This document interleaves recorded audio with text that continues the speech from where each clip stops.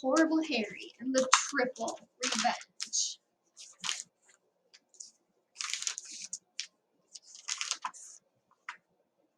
Those are all the names of the chapters.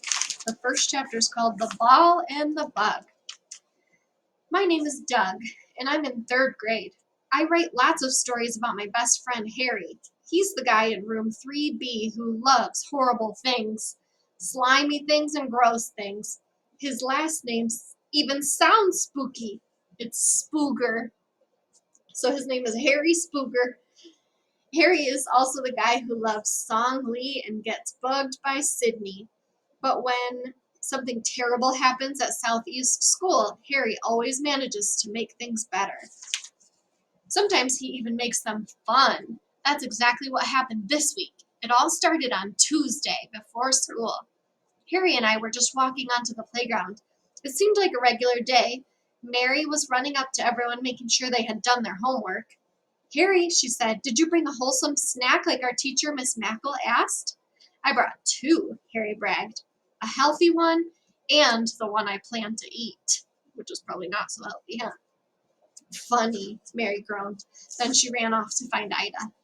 Hey, Harry the Canary, Sydney yelled from the ramp. Yo, Sid the Squid, Harry yelled back. Sydney came running over to us. He had something in his arms. You guys want to play with my brand new soccer ball? Sure, we said. Harry smelled the new ball in his teeth and flashed his white teeth. It's leather. You know how leather can smell sometimes? Sid beamed. Genuine leather. I get to kick first. At that moment, Song Lee joined us. She was holding something in her hand. I made this yesterday with my father, she said with a big smile. Harry's eyes bulged.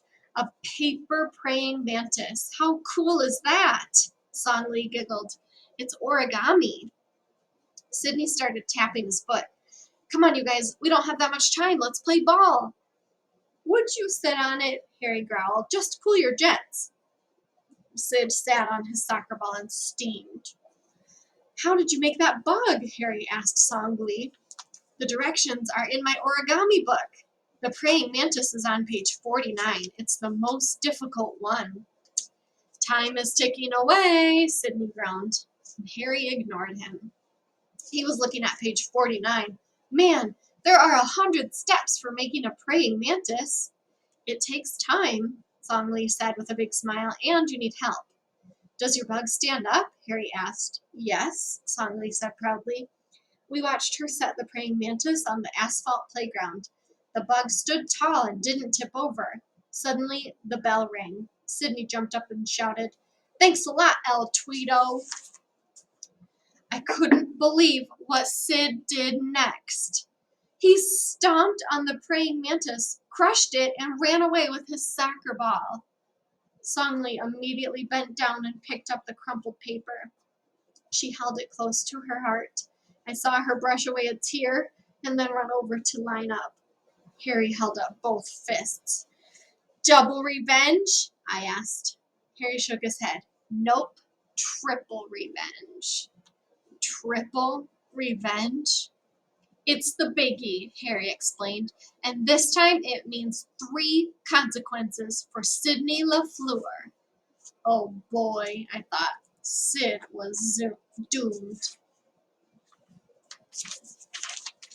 This chapter is called Snack Attack. When we lined up at the school door, Mary was the first to notice Song Lee. Why are you crying? She asked. Song Lee shook her head. It's nothing, she whimpered. Then she wiped her eyes and didn't cry anymore. Song Lee hardly ever tattled. Mary looked back at us. We were the last ones in line. I bet Harry did something, she growled. Song Lee shook her head. No, I'm fine, she said.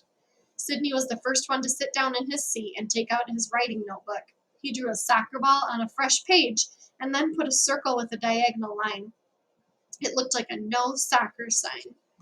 As the rest of us got our notebooks, I wondered when Harry would get revenge number 1. Right now, Harry was just glaring at Sid across the aisle. Good morning, boys and girls, Miss Mackle said. I hope everyone remembered their healthy snack. We're having a special visitor in a few minutes, and we want to be prepared. Harry reached into his backpack and pulled out 2 snacks. Both were wrapped in foil. One was round, one was square. Just as he was putting both in his desk, Sid leaned over and whispered, "Can I have one? I forgot my homework. I don't want anyone to know." What nerve, I thought. El Creepo was asking a favor. "Sure," Harry said, grinning. "I'd be happy to share." My eyes bulged. Harry was secretly handing Sid the square snack. What was Harry up to? "Thanks, pal," Sid said. "Don't open it until you eat it," Harry added. "Keep it fresh." "Gotcha," Sid replied. I just shook my head. Miss Mackle went to the door. "I hear someone coming." We all looked up and heard singing in the hallway. "Yum, yum, here I come." When it appeared in the doorway, Sydney yelled, "Yikes, it's a giant apple." Dexter started singing to the tune of an Elvis song. "It ain't nothing but an apple walking in our room. It ain't nothing but an apple walking in our room." "Snack attack," the apple boomed. When our class went to pin quiet, Zuzu blurted out, "Who are you?" "Apple Man," the creature boomed. "I'm looking for healthy snacks. I'm giving 1 point for each wholesome food. The class that has the best percentage of healthy snacks wins an extra recess." Everyone cheered and clapped, except Song Lee. She was just quiet. And Harry, he was looking at Appleman's feet. "Those are Mr. Cardini's shoes," he whispered to me. I looked down and nodded. It was our principal, all right. He was the Big Apple. "Show me your healthy snacks," Appleman demanded as he walked up and down the aisles. "I have a banana," Ida said. "I have yogurt," Zuzu said. "Yum, yum," Appleman replied. "See my box of raisins?" Mary asked. Dexter held up a carrot. Song Lee had kiwi slices. I had celery and green peppers. "Delicious," Appleman said. "I love vegetables and fruit." Appleman added tally marks on his clipboard for room 3B. When he came to Harry, everyone held their breath. Harry slowly unwrapped his snack. "Orange wedges," Harry said. "Grandma Spooger even left the white strings on them for me. I love pulp." "Yum, yum in the tum-tum," Appleman boomed. Finally, Appleman came to Sydney's desk. He waited patiently while Sid unwrapped the 4 sides of foil. "I've got a healthy snack right here," Sid predicted. Everyone watched him unfold the silvery paper. Suddenly, the smell of chocolate filled room 3B. "Fudge," Appleman said. "No points, no candy for snacks." Sydney sank down in his chair. Everyone groaned, "Sydney!"